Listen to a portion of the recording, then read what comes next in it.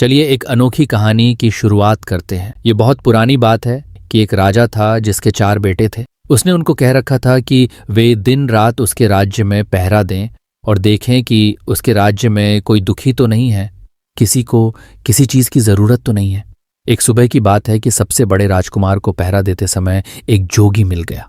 वह जोगी एक तालाब के किनारे बैठा हुआ था और उसके पास 4 घोड़े घास चर रहे थे। उसने देखा कि वे घोड़े, जितने भी घोड़े उसके पिता के पास थे, उनसे कुछ अलग ही नस्ल के थे और उनसे अच्छे भी थे। सो वह जोगी के पास गया और उससे पूछा, ओ जोगी, तुम कौन हो और तुम यहाँ कब आए? तुम्हें यहाँ क्या चाहिए? जोगी बोला, मुझे तुम चाहिए। राजकुमार ने आश्चर्य से पूछा, मैं क्यों? मैं इस देश के राजा का सबसे बड़ा बेटा हूँ। मेरे पिता ने मुझे इस देश को देखभाल करने के लिए कहा है कि मैं ये देखूं किसी को किसी चीज की जरूरत तो नहीं है। तो तुम ये बताओ कि तुमको किसी चीज की जरूरत तो नहीं है। जोगी ने फिर वही जवाब दिया, मुझे केवल तुम चाहिए और कुछ नहीं। पर अगर तुम्हें कुछ चाहिए तो तुम मुझे बताओ, मैं तुम्हारे लिए वह ला दूंगा। राजकुमार बोला, ओ जोगी, मैं तुम्हारे इन बढ़िया घोड़े में से एक घोड़े पर सवारी करना चाहता हूँ। जोगी बोला, ठीक है, तुम अपनी सवारी के लिए कोई सा एक घोड़ा ले लो, पर ध्यान रखना कि शाम होने से पहले पहले इसे यहाँ वापस ले आना।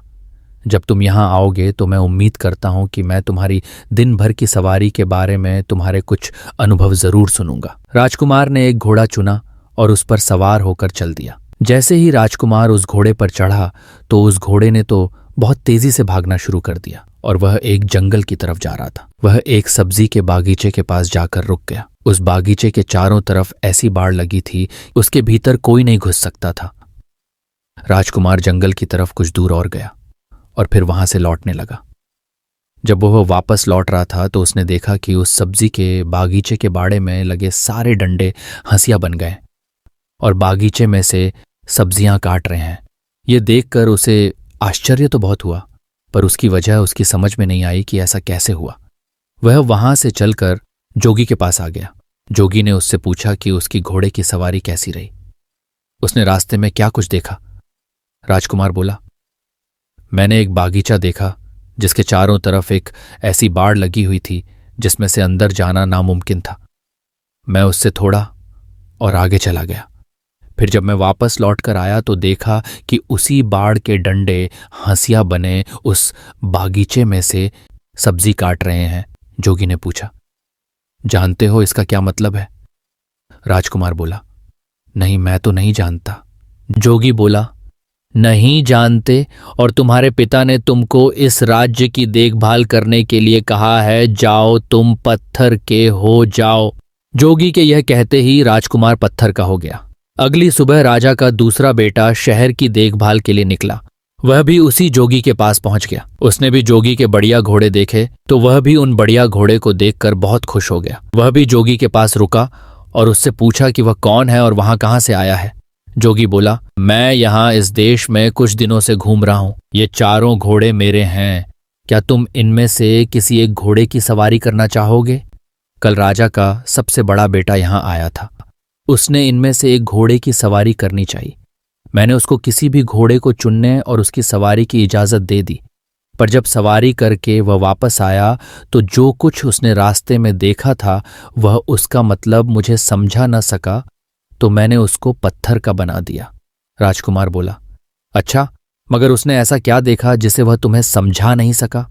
तब जोगी ने उसे बताया कि उसने क्या देखा था और यह वायदा किया कि अगर वह इस बात को उसे समझा सका कि वे डंडे हंसियों में क्यों बदल गए थे तो वह उसके भाई को जिंदा कर देगा। राजकुमार बोला, जोगी, तुमने तो ये बहुत ही मुश्किल सवाल पूछ लिया। जब मैंने उसे देखा ही नहीं जिसके बारे में तुम मुझसे पूछ रहे हो, तो मैं उसे तुम्हें कैसे समझा सकता हूं? हाँ, अगर मैं तुम्हारा एक सुंदर घोड़ा ले जाऊं और उसे देखाऊं तो शायद मैं तुम्हें समझा सकूं।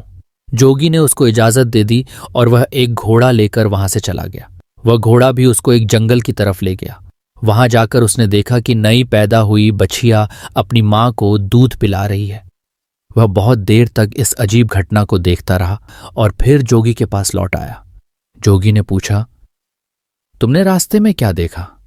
राजकुमार ने उसे बताया कि उसने देखा कि नई पैदा हुई बछिया अपनी मां को दूध पिला रही थी। जोगी ने उससे भी पूछा, क्या तुम बता सकते हो कि इसका क्या मतलब हुआ? राजकुमार बोला, मैं नहीं जानता। जोगी बोला, क्या तुम नहीं जानते? राजकुमार उसके इस सवाल का जवाब नहीं दे पाया क्योंकि इससे पहले ही वह पत्थर का बन चुका था। तीसरी सुबह तीसरा राजकुमार शहर की देखभाल के लिए निकला और वह भी जोगी के पास आया।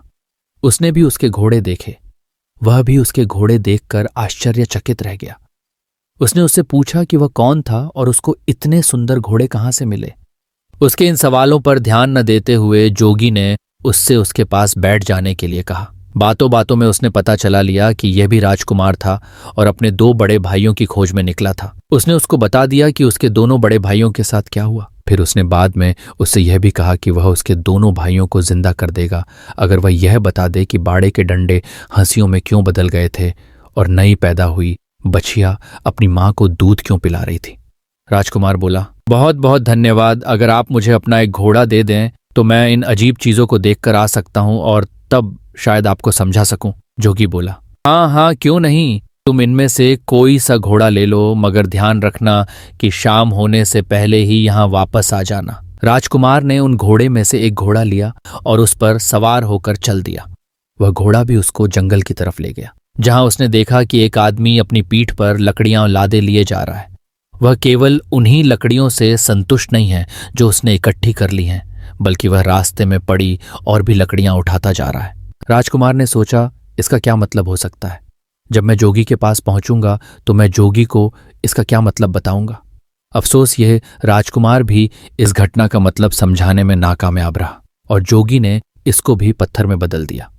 अगली सुबह राजा का चौथा और आखिरी बेटा शहर की देखभाल के लिए और अपने भाइयों को ढूंढने के लिए निकला तो वह भी जोगी के पास आ निकला। उसने जोगी को प्रणाम किया और उससे पूछा कि क्या उसने उसके तीनों भाइयों को देखा है। जोगी बोला, हाँ देखा है। कहकर उसने एक तरफ इशारा करते हुए उससे कहा कि देखो, तुम्हारे तीनों भाई ये खड़े हैं।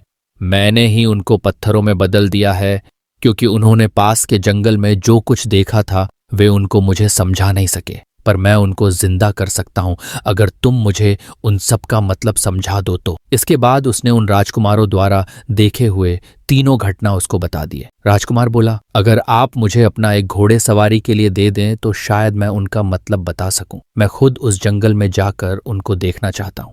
जोगी ने उसको इजाजत दे दी और राजकुमार उन घोड़े में से एक घोड़ा लेकर जंगल की तरफ चल दिया। जब वह जंगल में पहुंचा तो वहां उसने एक तालाब देखा जिसमें से पानी बह बह कर निकलकर दूसरे तालाबों को भर रहा था। उस समय वह बड़ा वाला तालाब खाली था क्योंकि उसका सारा पानी उन छोटे तालाबों को भरने में लग चुका था। शाम को जब वह जोगी के पास लौटा तो जोगी ने उससे भी वही सवाल किया जो उसने उसके तीनों बड़े भाइयों से किया था कि उसने रास्ते में क्या देखा और उसका क्या मतलब था। यह राजकुमार भी जोगी के इस सवाल का जवाब देने में नाकामयाब रहा। सो जोगी ने इसको भी पत्थर में बदल दिया। जब राजा को पता चला कि कई दिनों से उसके चारों बेटों में से किसी का भी कोई पता नहीं है तो उसको शक हुआ कि उसके बेटों पर जरूर ही कोई मुसीबत आ पड़ी है। अब वह खुद उनको ढूंढने के लिए निकल पड़ा। ढूंढते ढूंढते वह भी जोगी के पास आया।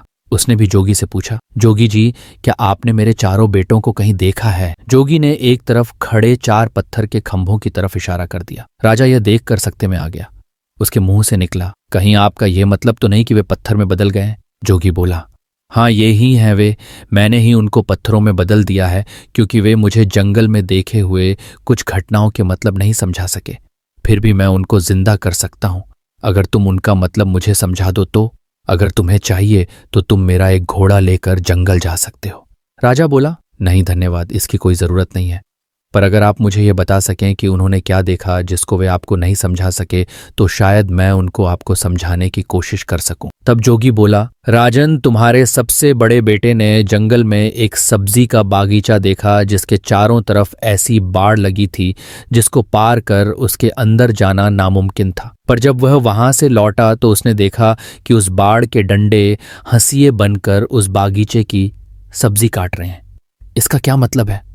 राजा बोला, यह एक ऐसे आदमी की तस्वीर है जिसके पास कुछ पैसा सुरक्षा के लिए रखा गया हो और जब उस पैसे का मालिक अपना पैसा उससे वापस मांगने आया हो तो उस आदमी ने उसके पैसे को या तो कहीं छिपा दिया हो या फिर उसे खर्च कर दिया हो जिससे कि उस पैसे के मालिक को उसका पैसा न मिल पा रहा हो। जैसे ही राजा ने अपना वाक्य पूरा किया कि उसका बड़ा बेटा उसके सामने खड़ा हो गया। जोगी ने अपना दूसरा सवाल किया, तुम्हारे दूसरे बेटे ने एक नई पैदा हुई बछिया को अपनी माँ को दूध पिलाते देखा, इसका क्या मतलब है? राजा बोला, बड़ी अजीब सी बात है कि उसको ये देखकर किसी एक ऐसी स्त्री की याद नहीं आई जो अपनी बेटी की कमाई पर जिंदा रहती हो। राजा के ये कहते ही उसका दूसरा बेटा भी जिंदा होकर उसके सामने आ खड़ा हुआ। तब जोगी ने अपना तीसरा सवाल पूछा, राजन, तुम्हारे तीसरे बेटे ने एक ऐसा आदमी देखा जो अपनी पीठ पर लकड़ियां लादे ले जा रहा था। वह अपने उस ढेर से संतुष्ट नहीं था और रास्ते में उसको और जो लकड़ियां मिलती जा रही थीं वह उनको भी उठाता जा रहा था। इसका क्या मतलब है? राजा बोला, ये इस बात को बताता है कि कुछ लोग ऐसे होते हैं जो उनके पास जो कुछ भी होता है वे उससे संतुष्ट नहीं होते, उनको हमेशा ही और ज्यादा की इच्छा बनी रहती है। जैसे ही राजा ने ये शब्द बोले कि उसका तीसरा बेटा भी जिंदा होकर उसके सामने आ खड़ा हुआ। अब जोगी ने अपना चौथा और आखिरी सवाल पूछा, राजन, तुम्हारे सबसे छोटे बेटे ने जंगल में एक तालाब देखा जिसने 6 दूसरे तालाबों को पानी देने के लिए अपने आप को खाली कर दिया, इसका क्या मतलब है? राजा बोला, जोगी जी, वह बड़ा तालाब दुनिया के उन आदमियों के समान है जो दूसरों को देने के लिए अपना सब कुछ खर्च कर देते हैं, पर बदले में उन्हें क्या मिलता है? कुछ भी नहीं। जैसे ही राजा ये बोला, उसका चौथा बेटा भी जिंदा होकर उसके सामने आ खड़ा हुआ। राजा और उसके चारों बेटे खुशी खुशी अपने महल वापस लौट आए। कुछ समय बाद ही राजा ने अपनी गद्दी छोड़कर अपना राज्य अपने बच्चों को दे दिया और वह खुद जंगल में शांति से रहने चला गया।